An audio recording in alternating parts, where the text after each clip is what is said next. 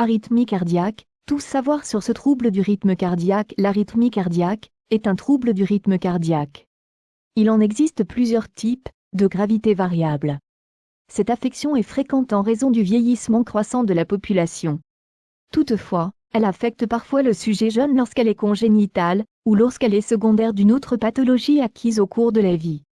Certains troubles du rythme sont même parfois bénins touchant des personnes en bonne santé. Explication.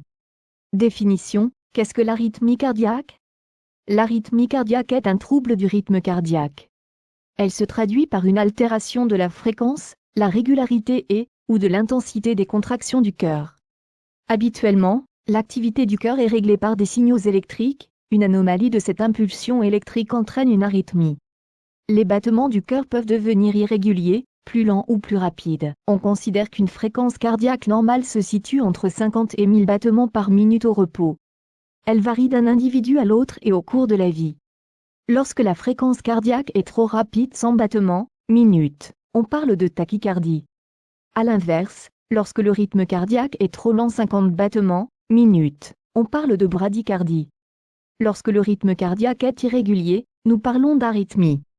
Lorsque cette dernière est due à un dysfonctionnement des oreillettes du cœur, c'est la fibrillation auriculaire arythmie la plus fréquente.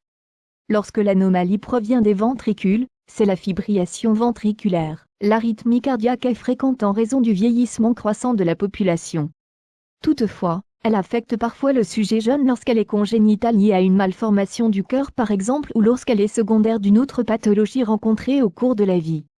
La bradycardie, tachycardie sont même parfois bénignes.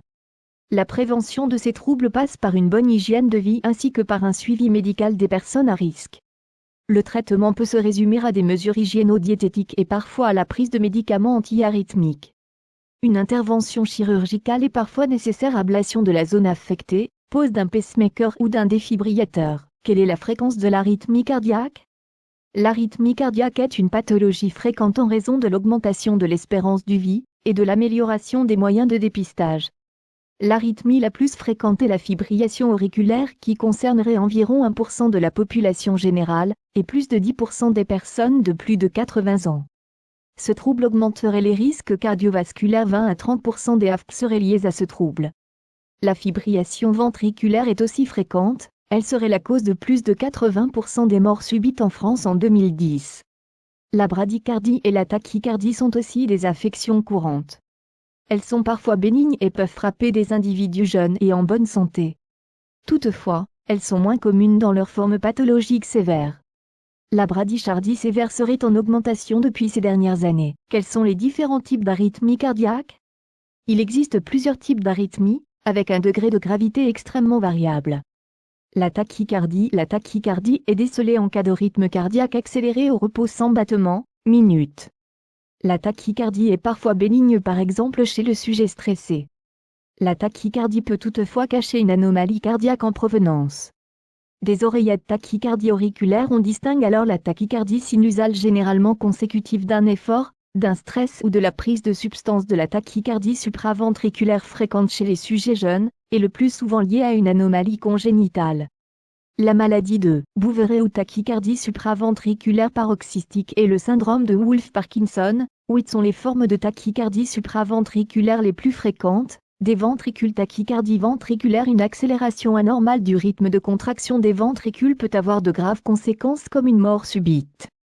Les troubles du rythme ventriculaire sont souvent la conséquence d'une maladie cardiaque préexistante, de troubles électrolytiques, de la prise de certains médicaments ou d'un infarctus du myocarde.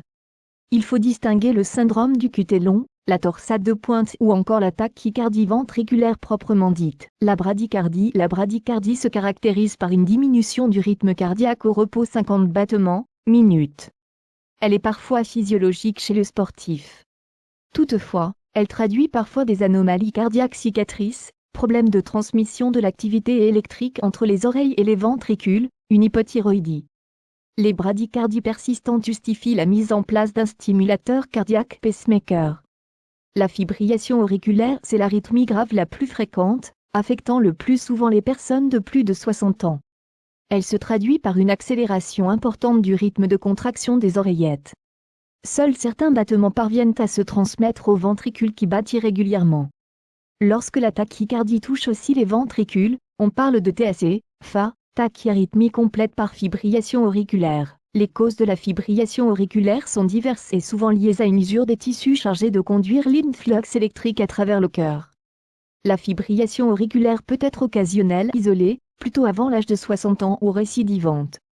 Elle peut durer de quelques heures à moins d'une semaine, fibrillation paroxystique, quelques semaines persistante ou quelques mois voire plusieurs années permanente. En cas de fibrillation auriculaire, le sang a tendance à stagner, ce qui peut favoriser l'apparition de caillots exposant le patient à un risque d'accident vasculaire cérébral s'il passe dans la circulation sanguine. C'est aussi un risque d'insuffisance cardiaque dans la mesure où le muscle cardiaque est défaillant à assurer son rôle de pompe. Le flutter auriculaire est une forme atténuée de fibrillation auriculaire. Les oreillettes se contractent à un rythme élevé même moins que lors de fibrillation. Comme dans la fibrillation auriculaire, les ventricules ne sont pas synchrones avec les oreillettes. Les causes et les traitements du flutter auriculaire sont similaires à ceux de la fibrillation auriculaire. La fibrillation ventriculaire, dans cette affection, les ventricules vibrent et ne se contractent pas de façon coordonnée. Le cœur ne pompe plus de sang, la fibrillation ventriculaire est donc une forme d'arrêt cardiaque. Elle est mortelle si elle n'est pas traitée immédiatement. Les causes les plus fréquentes de fibrillation ventriculaire sont une maladie cardiaque, insuffisance cardiaque, cardiomyopathie, une hypokaliémie, la prise de certains médicaments, un choc, une noyade. L'extrasystole est une légère irrégularité du rythme cardiaque. Elle peut atteindre un ventricule ou une oreillette. Ces battements surnuméraires sont fréquents, chacun d'entre nous en produit quelques-uns chaque jour sans en être conscient.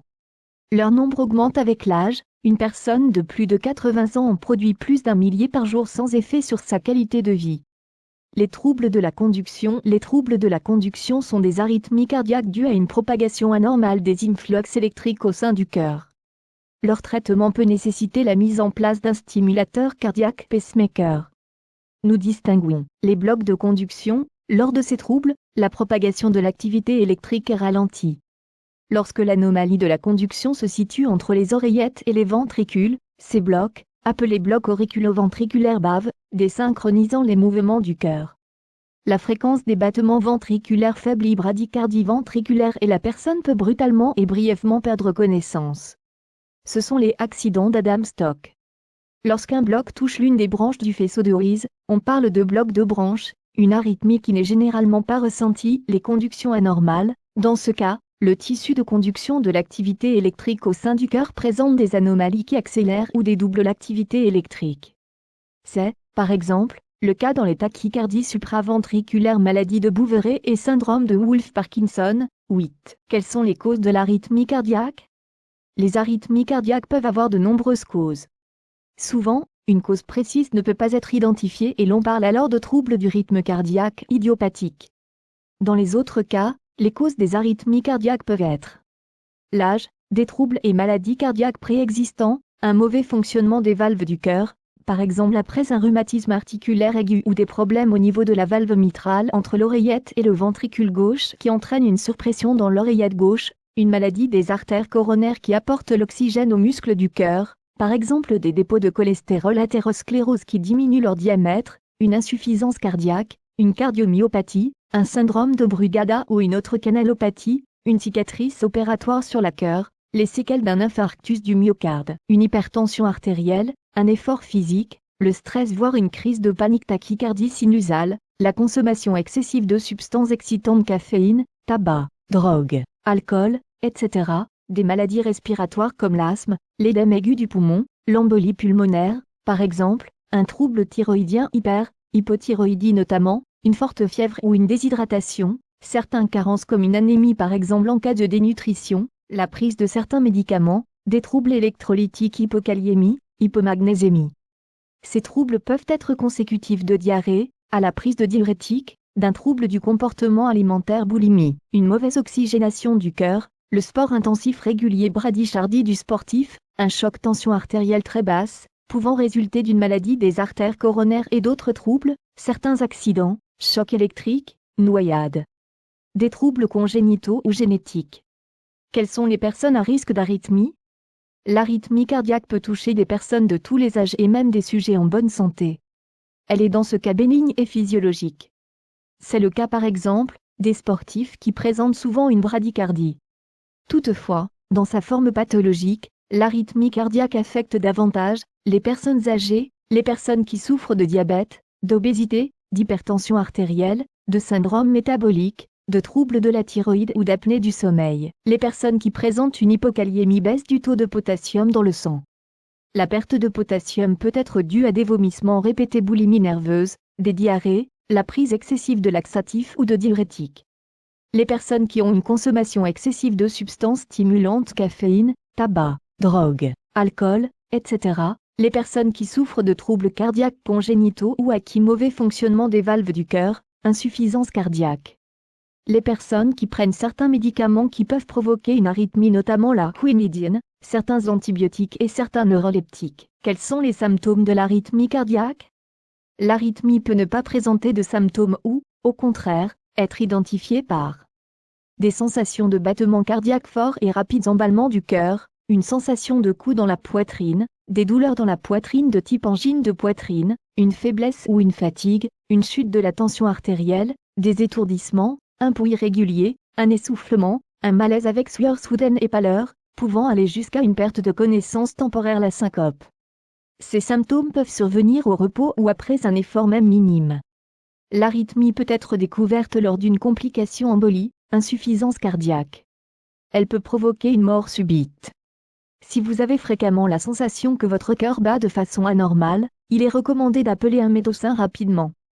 Certains troubles du rythme cardiaque représentent des urgences médicales. Quelles sont les complications de l'arythmie cardiaque? Les complications des troubles du rythme cardiaque peuvent être cardiaques ou vasculaires. Les complications cardiaques à terme, en l'absence de traitement, l'arythmie finit par fatiguer le cœur et une insuffisance cardiaque peut s'installer. En outre, certaines arythmies graves comme la fibrillation ventriculaire peuvent être responsables d'une mort subite qui cause un arrêt du cœur. La mort subite se caractérise par une mort naturelle avec perte brutale de conscience dans l'heure qui suit le début des symptômes, chez un sujet ayant ou non une maladie cardiaque connue. Cette situation imprévisible peut donc toucher un individu en bonne santé. Les complications vasculaires, la mauvaise circulation du sang dans les cavités du cœur y favorise la formation de caillots. Des fragments de caillots peuvent se détacher et partir dans la circulation sanguine, provoquant un accident vasculaire cérébral AVC, des troubles de la rétine, une embolie pulmonaire, risque thromboembolique. La prise d'anticoagulants oraux fluidifiants sanguins au long cours permet d'éviter ces complications. Comment peut-on prévenir une arythmie? Afin de prévenir l'apparition de l'arythmie, il est essentiel de éviter la consommation excessive d'excitants comme le thé ou le café, éviter ou arrêter l'alcool, le tabac et les drogues récréatives, pratiquer une activité physique régulière avec la réalisation d'un bilan cardiologique si la reprise du sport est faite après 40 ans, ou s'il existe des antécédents personnels ou familiaux d'arythmie, avoir alimentation saine et équilibrée, conserver un IMC normal entre 18,5 et 25, et surveiller son tour de taille, traiter toute pathologie pouvant causer une arythmie, diabète, hypertension artérielle. Suivre régulièrement les pathologies cardiaques connues pouvant être responsables de troubles du rythme, traiter le stress chronique, éviter les facteurs de stress et le surmenage. Comment est établi le diagnostic d'arythmie cardiaque? En cas d'arythmie, plusieurs examens peuvent être pratiqués. Parmi eux, l'électrocardiogramme ou ECG de repos, enregistrement de l'activité électrique du cœur, est indispensable, même si les symptômes ne sont pas toujours observés lors de l'examen. Selon les antécédents du patient, ses symptômes et l'examen médical, d'autres examens sont réalisés. Le Holter ECG, c'est-à-dire un électrocardiogramme réalisé en continu sur 24 heures. La personne emmène avec elle un boîtier relié à des électrodes posées sur la peau à proximité du cœur. L'électrocardiogramme ECG d'effort étudie la réaction cardiaque lors d'un effort. Ils permettent aux médecins d'observer la fréquence cardiaque, la pression artérielle et d'éventuels troubles cardiaques. L'exploration électrophysiologique éclaire les médecins sur les situations compliquées. Elle consiste à déclencher l'arythmie à l'aide de petites stimulations électriques, ce qui permet de localiser la source du problème et de mettre en route le traitement adapté. Une échographie cardiaque est réalisée afin de ne pas méconnaître une pathologie cardiaque sous-jacente, un échodoppler cardiaque pour évaluer le retentissement sur le cœur du trouble du rythme cardiaque, un bilan sanguin à la recherche des anomalies pouvant favoriser les troubles du rythme, hyperthyroïdie, hypothyroïdie, anémie, anomalie du calcium ou du potassium sanguin. Des anomalies du fonctionnement des reins et du foie, des troubles métaboliques, cholestérol ou triglycérides augmentés, glycémie élevée. D'autres examens peuvent être nécessaires, scintigraphie myocardique, IRM cardiaque, coronarographie. Quels sont les traitements de l'arythmie cardiaque? La prise en charge de l'arythmie cardiaque passe généralement par des mesures hygiéno-diététiques à mettre en place. Il peut s'agir de l'adoption d'une alimentation saine, la pratique régulière d'une activité physique ainsi que la limitation de la consommation de tabac, d'alcool et d'excitants. Parfois, le recours à des médicaments ou à des techniques particulières est nécessaire. Les traitements médicamenteux contre l'arythmie. Le traitement varie en fonction de la nature de l'arythmie. Il peut s'agir de médicaments antiarythmiques comme les bêta-bloquants, l'amiodarone et d'autres antiarythmiques, les anticoagulants parfois prescrits afin d'éviter éventuellement la formation de caillots provoqués par l'arythmie. Il peut s'agir de médicaments antivitamine K avec ou plus rarement, de nouveaux médicaments dabigatran, rivaroxaban, apixaban, réservés à certains cas, des antiagrégants plaquettaires parfois prescrits à la place des anticoagulants. Les traitements électriques des troubles du rythme cardiaque. Dans certains cas, le traitement électrique est nécessaire. Il a des objectifs différents selon le trouble du rythme cardiaque. Il peut s'agir de l'ablation par brûlure et à l'aide d'une sonde, des zones où naît le trouble du rythme cardiaque. On utilise pour détruire le foyer malade des courants de radiofréquence température élevée ou la cryothérapie, traitement par le froid. On peut utiliser cette technique en cas de flutter auriculaire, de maladie de Bouveret ou de fibrillation auriculaire, d'un choc électrique externe ou cardioconversion sous anesthésie générale pour traiter notamment une tachycardie qui ne guérit pas sous traitement médical, de la pose d'un stimulateur cardiaque sous anesthésie générale. Il est indispensable lorsque le cœur est trop lent. Il peut s'agir d'appareils sentinelles qui se mettent en marche en cas de besoin et prend le relais quand le cœur ralentit trop ou d'appareils qui régulent le cœur en permanence. De la pose d'un défibrillateur automatique implantable en cas de trouble du rythme ventriculaire grave pour empêcher un emballement ou un arrêt cardiaque.